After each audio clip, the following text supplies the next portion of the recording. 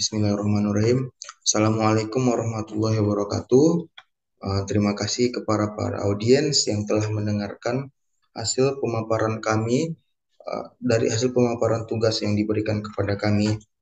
Baik, sebelumnya kami akan memperkenalkan kami dari Universitas Pembinaan Masyarakat Indonesia, Fakultas Hukum, Prodi Ilmu Hukum, dan mata kuliah Hukum Perbankan yang dibawakan oleh Bapak Dr. Pomaini SESH MH.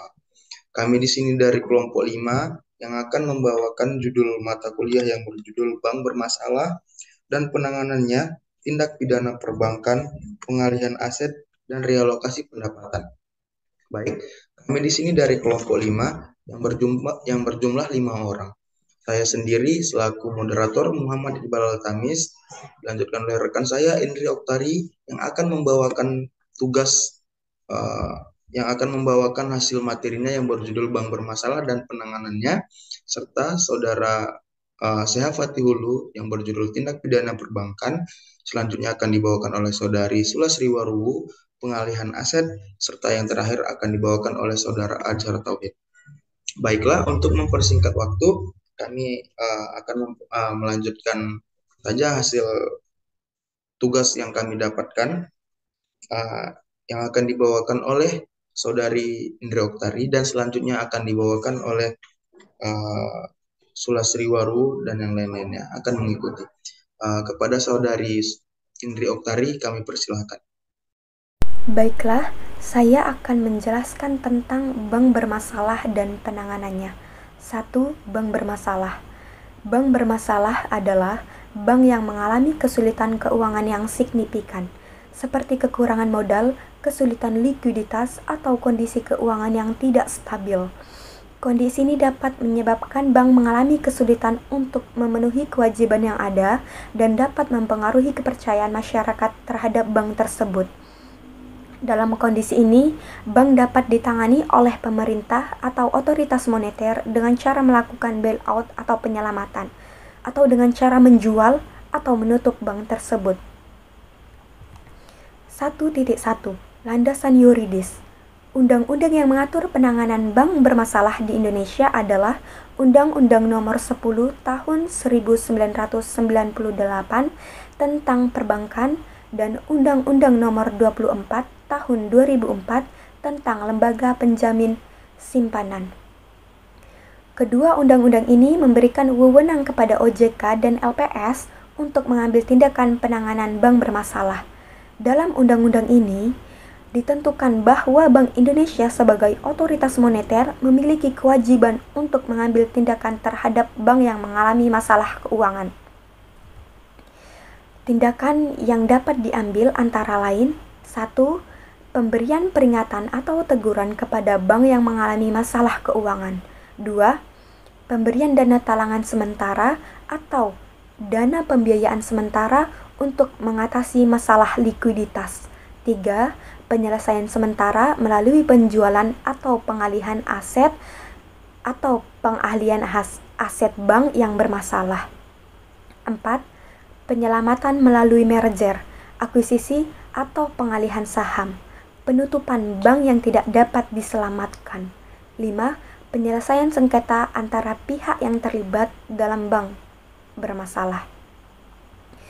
Dalam proses penanganan bank bermasalah, Bank Indonesia juga berkoordinasi dengan otoritas jasa keuangan untuk menjamin keberlanjutan sistem keuangan dan menjaga kepentingan nasabah. 2. Penanganan bank bermasalah. Penanganan bank bermasalah di Indonesia dilakukan oleh OJK dan LPS dengan beberapa cara. Antara lain: A. Penyelamatan. OJK dan LPS dapat mengambil tindakan untuk menyelamatkan bank yang bermasalah dengan cara menyediakan dana talangan atau mencari investor yang dapat menambah modal bank. B. Penyusutan. OJK dan LPS dapat mengambil tindakan untuk menyusutkan bank yang bermasalah dengan cara mengurangi jumlah kredit yang diberikan dan mengurangi jumlah pegawai. C. Penyelesaian. OJK dan LPS dapat mengambil tindakan untuk menyelesaikan bank yang bermasalah dengan cara menjual aset bank atau mengalihkan kredit yang diberikan kepada bank lain. 2.1 Contoh bank bermasalah. Contoh bank bermasalah di Indonesia adalah Bank Senturi yang pada tahun 2008 mengalami krisis likuiditas yang cukup parah. Penanganan yang dilakukan adalah dengan menyediakan dana talangan sebesar 6,7 triliun rupiah yang dikelola oleh OJK dan LPS. Terima kasih. Tindak pidana perbankan adalah pelanggaran hukum yang dilakukan oleh pihak yang berhubungan dengan perbankan, baik itu bank, nasabah, atau pihak lain yang berkepentingan dengan perbankan. Tindak pidana perbankan merupakan pelanggaran hukum yang dilakukan dalam kegiatan perbankan seperti transaksi keuangan, penyelenggaraan jasa perbankan, atau pengelolaan dana perbankan.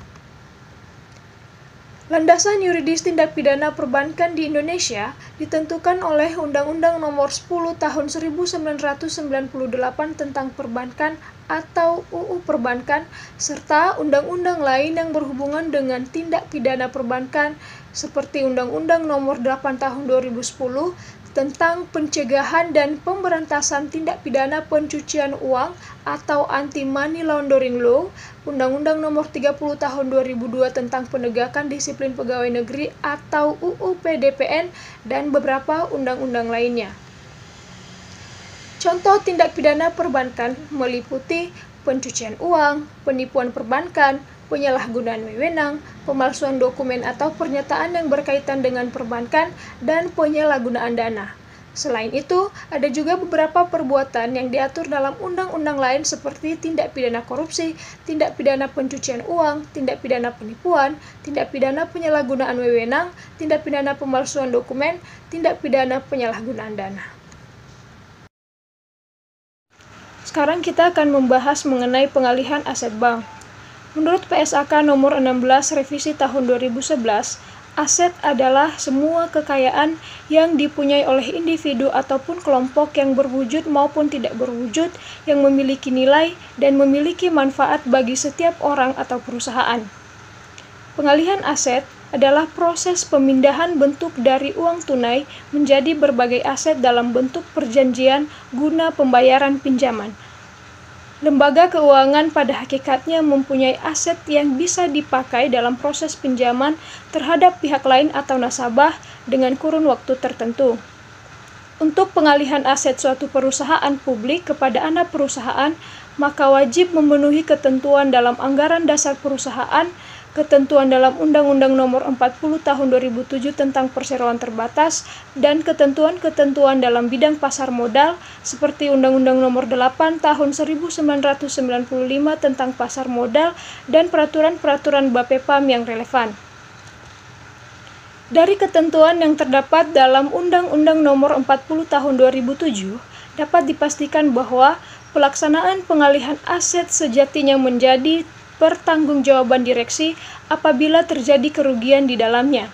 Berkaitan dengan pertanggungjawaban, ada 3 macam tanggung jawab hukum yang dimaksud dalam Undang-Undang Perseroan Terbatas tersebut, yakni yang pertama, accountability. Accountability adalah tanggung jawab hukum dalam kaitan dengan keuangan. Misalnya akuntan harus bertanggung jawab atas hasil pembukuan. Yang kedua, responsibility. Responsibility adalah tanggung jawab dalam arti yang harus memikul beban. Tanggung jawab dalam arti responsibility juga diartikan sebagai sikap moral untuk melaksanakan kewajibannya. Yang terakhir adalah liability. Liability adalah kewajiban menanggung atas kerugian yang diderita. Tanggung jawab dalam arti liability adalah sikap hukum untuk mempertanggungjawabkan pelanggaran atas kewajibannya atau pelanggaran atas hak pihak lain.